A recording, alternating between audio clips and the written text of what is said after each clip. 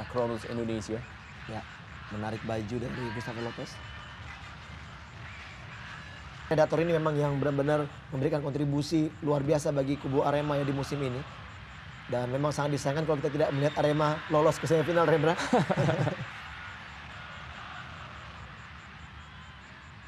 Bustomi yang tidak dibawa dan tidak diturunkan ketika Arema menyambangi Persipura. Dengan kondisi yang belum begitu prima memang ketika pun juga mereka memenangi pertandingan melawan Persipura. Sepak baju kali ini bagi Arema Kronos Indonesia. Gustavo Lopez sudah lakukan. Terjatuh, kita lihat Roman Golian. Ya, mendapat dorongan tadi, nampaknya. Kita lihat bagaimana.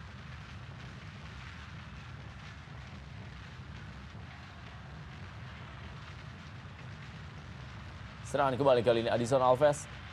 Masih Adison Alves cukup kuat di dalam melindungi bola. Kita lihat bagaimana Adison Alves. Pelanggaran tampaknya dilakukan dan kita lihat meringis kesakitan Adison Alves. Dilakukan oleh Benny Wahyudi tadi. Ya, nampaknya tidak terlalu disengaja ya tadi Benny ya. Berusaha untuk mengambil bola namun akhirnya Benny melakukan injakan. Yaitu dia menginjak tumit belakang dari Adison Alves.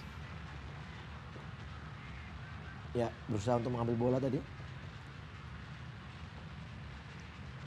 Tendangan bebas kali ini bagi Persela bilang makin Matang jadi ya, makin matang ketika pindah ke Arema Kronos Indonesia. Betul. Kembali Bijahil Kalua.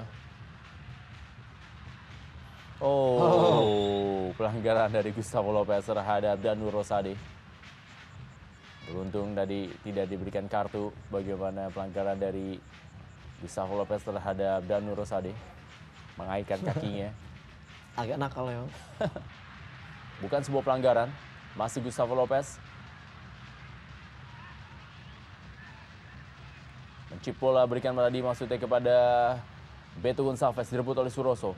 Edi Gunawan masih Persela Lamongan.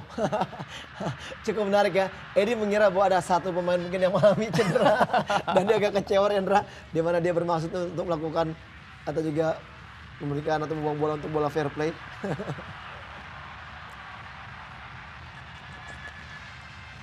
Ya, kita lihat memang bagaimana Catur Pamungkas yang sudah kembali berdiri. Setelah tadi ini dia bagaimana tangan dari Gustavo Lopez memang sempat mengenai mata dari Catur Pamungkas. Ya. Dan melihat ini oleh Persela Lamongan. Srdan Lopicic.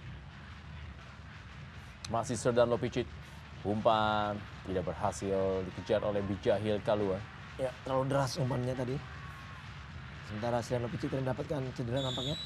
Beradu body dengan Gonzalez.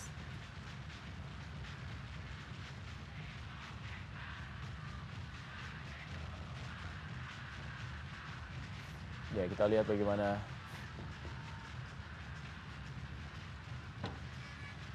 advantage yang diberikan tadi oleh wasit Hadiana. Dan ini dia Srdan Lopicic mengatur serangan kepada Taufik Kasrun.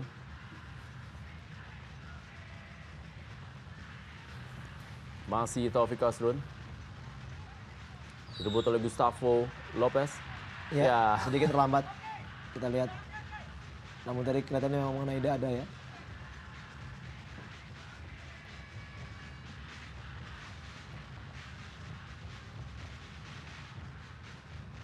Ya, masih bukan lengan menurut saya Rendra. Tapi mungkin kekurangannya adalah transisi dari bertahan menuju penyerangan ya. Adison Alves terlalu jauh jaraknya dengan lini tengah.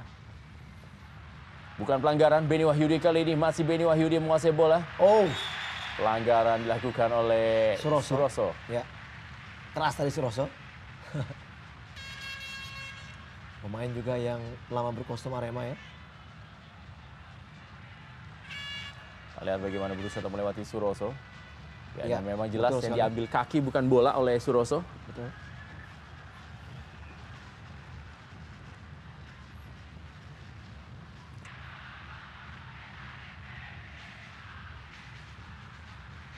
Dan sebuah umpan yang cukup baik dari Gustavo Lopez kepada Benny Wahyudi. Masih kita saksikan sebuah umpan dari Benny Wahyudi. Masih dipotong dengan baik. Intercept tadi. Suroso. Gustavo Lopez.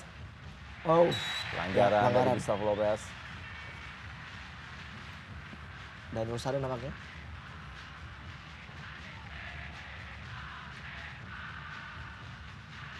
Ya, kita lihat agar yang dilakukan oleh Dani Rosade terhadap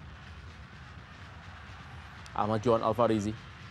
Oh, ya kartu kuning Ya, harus kita bisa diberikan. lihat memang ini memang sebuah Ya, kartu ada kuning harus diberikan. itikat tidak baik ya dari Betul. Roman Golian, dan kartu kuning diberikan Ya. oleh Hadiana terhadap Roman Ya, Golian. sudah beberapa kali kita lihat Roman Golian melakukan pelanggaran.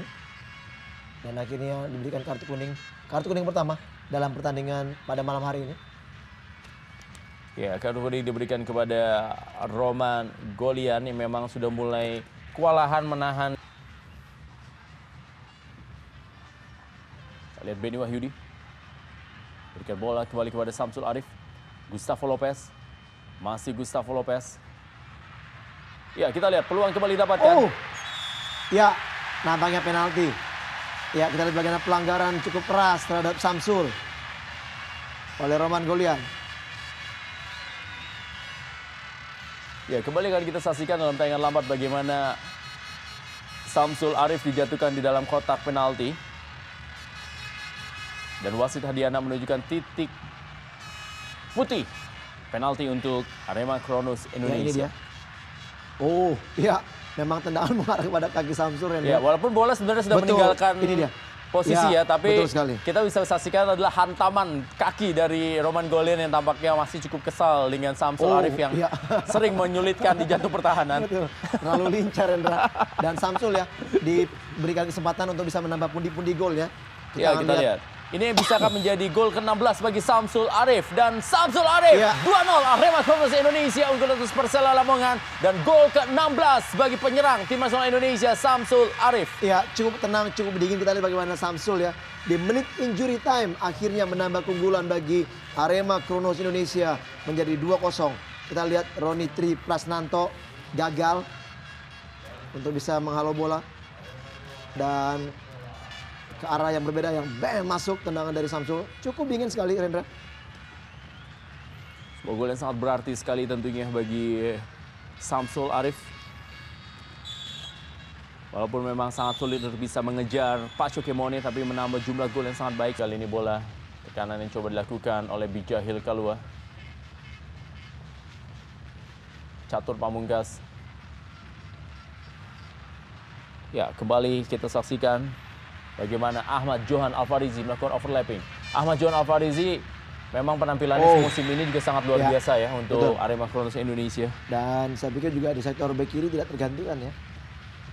Banyak Karap memang mendapatkan rotasi dengan Thierry Gattuso ya, yang bisa bermain di berbagai posisi.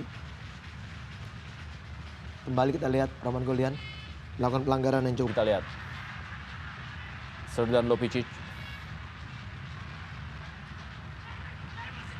Oh, ya ada tarikan tadi memangnya sedikit dari Ibu Nevo terhadap Edison Alves, namun lolos dari pandangan wasit.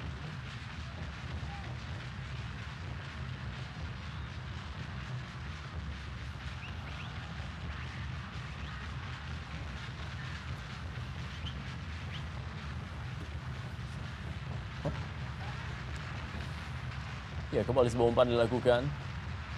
Datang kali ini bantuan dari Samsul Arif. Oh, ya dianggap merupakan pelanggaran dari Suroso.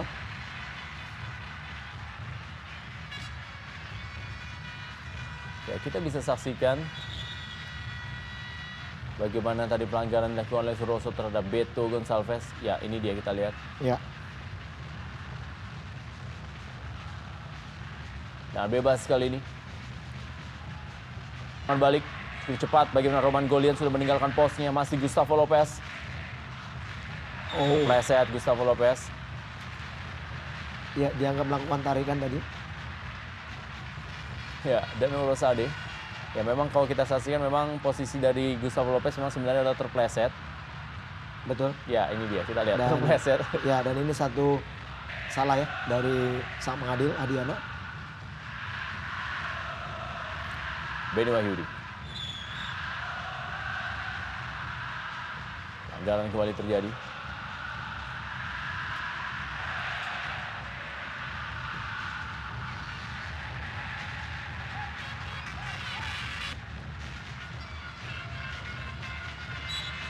Ya, handsball. Edi Gunawan yang sudah semakin sedikit terpancing emosinya ya. ini dia back kiri dari Persela Lamongan yang sebenarnya cukup kuat dan bermain tanpa lelah sepanjang pertandingan.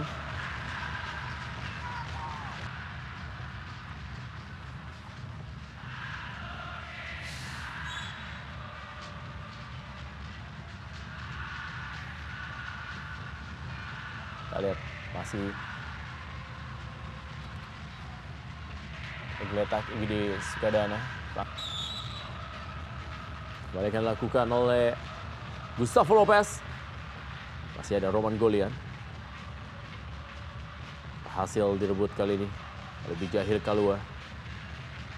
Catur Pamungkas ternyata yang menguasai bola. Anggaran dilakukan oleh Christian Gonzalez.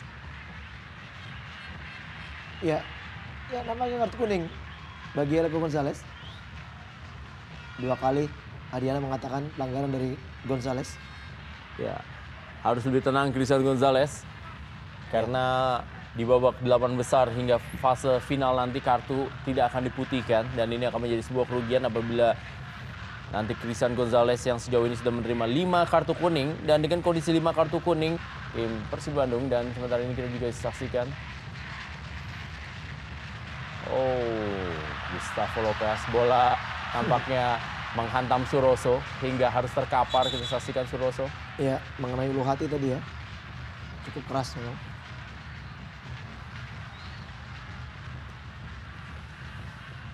Ini dia kita lihat bagaimana tendangan keras dari Gustavo Lopez mengenai ulu hati dari Suroso.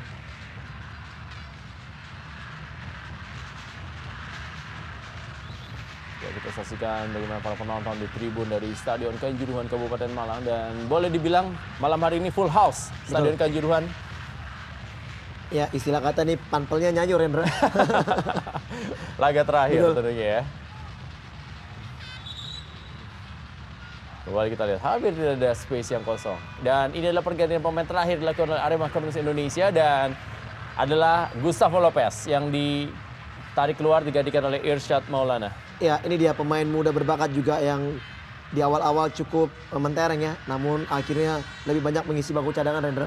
Ketika memang Samsul Arif akhirnya mengambil posisi sayap kiri. Bahkan banyak pemain. Purwakayudi kembali kepada Igede Sukadana.